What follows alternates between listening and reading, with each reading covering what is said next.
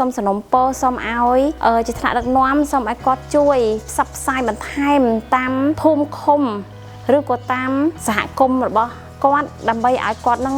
ផ្សព្វផ្សាយឲ្យបានធ្វើឲ្យបានទឹកស្អាតប្រើគ្រប់ផ្ទះ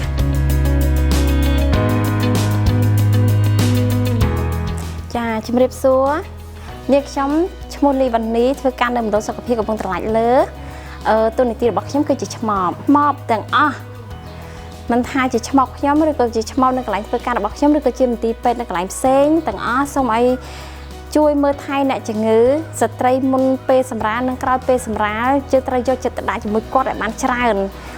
ពេលដែលសម្រាលកោកហើយគឺគាត់មានបញ្ហាផ្លូវចិត្តខ្លាំងអញ្ចឹងគឺគាត់មានបញ្ហាថាគាត់មានខ្លួនកាយកក្រិចធំក្លិនគាត់អត់ចង់មានណាគេទៅក្បែរគាត់ទេអញ្ចឹងយើងជាគ្រូពេទ្យយើងជាឆ្មបទូនីតិរបស់យើងគឺសំខាន់សម្រាប់ការអប់រំឲ្យគាត់សម្អាតខ្លួនប្រាណដែលសារតែចាស់ពីមុនគាត់នៅប្រកាន់រឿងបុរាណពីមុនថាឲ្យកក់សក់គឺទាស់អញ្ចឹងអត់មានបញ្ហាទេការអនាម័យខ្លួនប្រាណគឺជាការវិធីល្អបំផុតសម្រាប់ស្ត្រីដែលពេលសម្រាប់កូនហើយអញ្ចឹងវាមិនប៉ះពាល់ដល់សុខភាពឬក៏ការទាស់អីនោះទេចាហើយណាមួយវិញទៀតយើងត្រូវថែសារសុខភាពពេលដែលកូនសម្រាលមកហើយអញ្ចឹងគាត់មានបញ្ហាសុខភាពនឹងទន់ខ្សោយខ្លាំងណាស់អញ្ចឹងយើងត្រូវថែសារសុខភាពគាត់ដោយរបៀបម៉េចម្ដាយក៏ត្រូវថែកូនក៏ត្រូវថែចាហើយអញ្ចឹងមុនពេលដែលយើងប៉ះពាល់ទារកអញ្ចឹងយើងត្រូវតែលាងដៃជាមួយនឹងសាប៊ូនិងទឹកស្អាតជានិច្ចនៅក្នុងមន្ទីរពេទ្យនៅក្នុង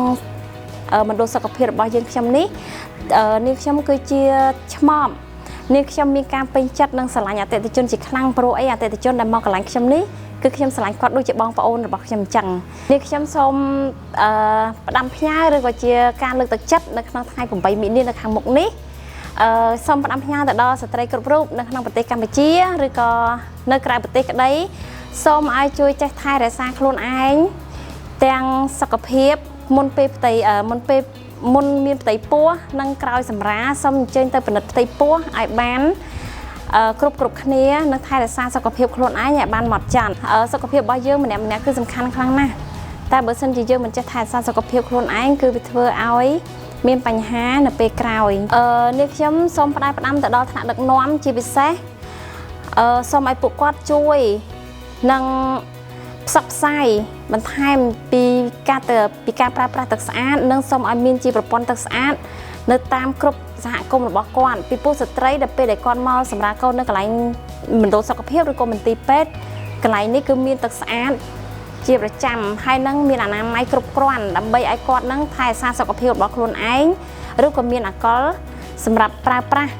តែបើសិនជាគាត់ត្រឡប់ទៅផ្ទះវិញយើងអត់ដឹងប្រកាសថាគាត់នឹងមានទឹកស្អាតប្រើឬក៏អត់ទេអញ្ចឹងធ្វើឲ្យគាត់នឹងអាចនឹងមានមេរោគងាយនឹងឆ្លងពីម្ដាយទៅកូនខ្វះភាពអនាម័យអញ្ចឹងខ្ញុំសូមផ្ដាំផ្ញើឬក៏សូមសនំពរសូមឲ្យជាថ្នាក់ដឹកនាំសូមឲ្យគាត់ជួយផ្សព្វផ្សាយបន្ថែមតាមភូមិឃុំឬក៏តាមសហគមន៍របស់គាត់ដើម្បីឲ្យគាត់នឹងផ្សព្វផ្សាយឲ្យបានធ្វើឲ្យបានទឹកស្អាតប្រើគ្រប់ផ្ទះ